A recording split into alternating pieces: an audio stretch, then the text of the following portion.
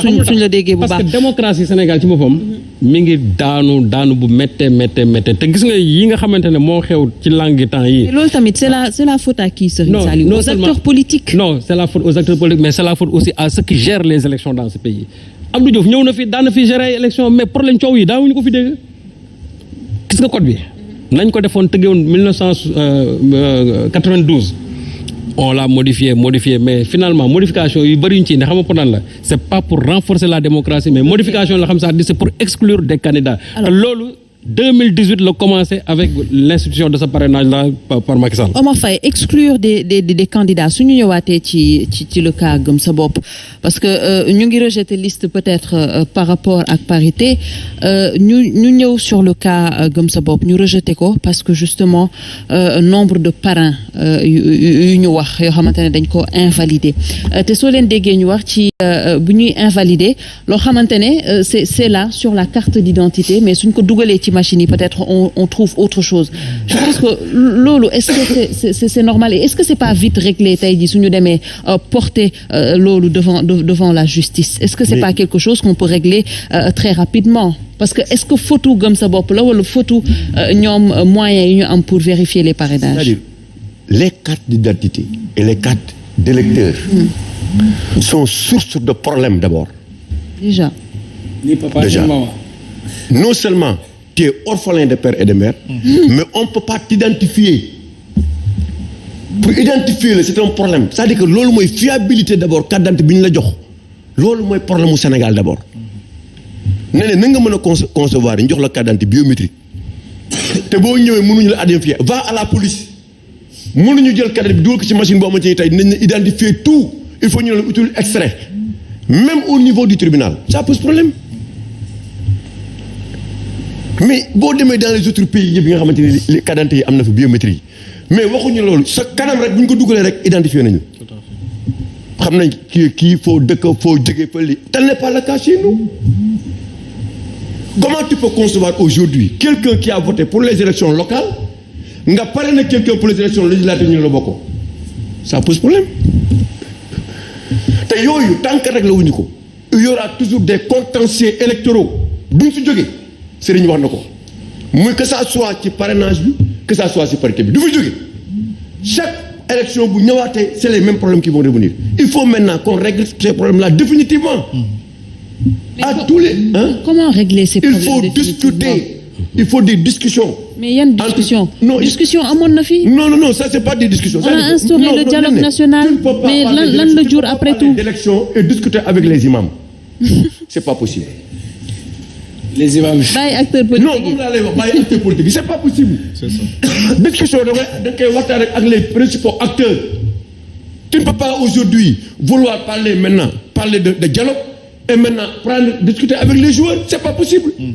C'est les acteurs politiques et c'est ça le problème avec le régime. C'est-à-dire pour toog avec les acteurs président toog ñu waxtaanee yenn mbir yi ça c'est un problème. Alors que yéen dañ ko waroon élaguer depuis et ça n'a pas été fait. On avait des cartes d'identité avec Abdoulaye Wade. Aujourd'hui, on a des cartes d'identité avec Macky Sall. Alors que les cartes d'identité Wade étaient beaucoup plus fiables parce que am nga carte d'identité am carte électeur. C'est ça. Bii nag maintenant doo xam loo am. Il y a plus de 600 000 primo-votants yoo xamante ni tey ñu ngi naan am nañu carte d'identité nekkuñu ci fichier électoral. Mais ça pose problème. Comment tu peux avoir une carte d'identité sans être sur le fichier électoral? Mais loolu mënul ne. On doit régler ce problème-là définitivement te bu ñu ko réglé wul du nekk. Maintenant gis nga nee wax ji nañ ko dëj gis nga li am nii mënul ne te bu ko régime bi bëggee def aussi tu es obligé de valider les listes les listes et de Gëm Sa Bopp et des autres partis parce que ku nekk fauté nga à tous les niveaux. Si on regarde bien. que ça soit le parrainage que ça soit la parité ku ci ne am nga faute boo def. doo mën a taxaw nag naa man damay bokk wala mën a diw ñu ay bokk ñii di ñu bokk mënul ne ou da ngay boole ñëpp wala nga xoolaat nooy defaatee lépp. J'ai entendu Benoît Sambou bii passé c'était l'opposition je l'ai entendu lan la fi wax il n'a même pas parlé 3 minutes il avait des problèmes pour même convaincre les Sénégalais qui les regardaient. Il a été interpellé sur l'histoire de la parité sur 2 femmes na répondre si loolu na répondre bu mu wax ne. au moment où tout le monde s'attendait à ce que ñu indi ay. c'est-à-dire que mu expliquer. ay réponses par rapport à ça. wax nañ fii ne yéen waxuñu li ngeen di wax nii ñetti nit ñi ni mu demee. ne nous parlez pas de complot ne nous parlez pas de quoi que ce soit autant aussi aujourd'hui avec le régime que nous parle qu'est-ce qui est à la base de tous ces deux femmes là. nañu expliquer ci loolu mais expliquer wuñu ils ont dit que la parité c'est l'excellence c'est xaw ma leen de l'équilibre c'est la recherche de l'équilibre. L'équilibre voudrait que si on a un président de l'Assemblée nationale qu'on ait une femme comme vice-président. Pourquoi ça n'a pas été fait? Parce que dañ ne ñoom ñaar bokkuñu ci même liste loolu la ñu wax te la bu nu assemblée la ñu waxoon argumentaire ba ñu joxe woon ci président assemblée ak vice-président et même si Ablaye Wade jógewu fi ku toppoon ci Ablaye Wade du ab femme kan moo ko remplacé kii moo ko remplacé le jeune de Casamance là Toussaint Manga Madické bi mu demee ku topp ci moom ginnaawam du jigéen kan moo ko remplacé Aziz Diop aujourd'hui moom il confond parité c'est-à-dire que sur les deux listes la liste majoritaire et la liste des suppléants nee na mën nga am góor ak jigéen ci liste majoritaire am jigéen ak góor ci suppléant ça n'a rien à voir ça n'a rien à voir li am solo mooy nga respecter parité bi. tout à fait.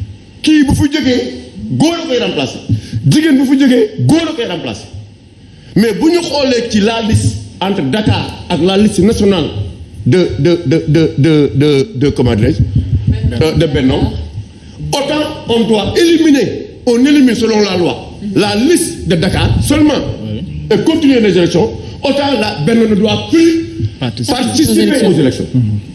Parce que c'est la liste nationale. Et même si tu as des listes au niveau départemental, ces listes départementales ne comptent plus parce que tu n'as pas de liste nationale. Alors qu'aujourd'hui, Yewwi peut continuer parce que Yewwi a perdu sa liste départementale, mais elle peut continuer parce qu'elle a une liste nationale. bu ñu ngay comparé de naan ma ay fii jeex na mën nga dem ak département ban département ngay demal ak noo koy demee c'est pas la même chose maintenant loolu nag mooy problème bi nii. Comment ces gens-là vont régler le problème? C'est ça nañuy waxante dëgg te wax li am ku su ne juum nga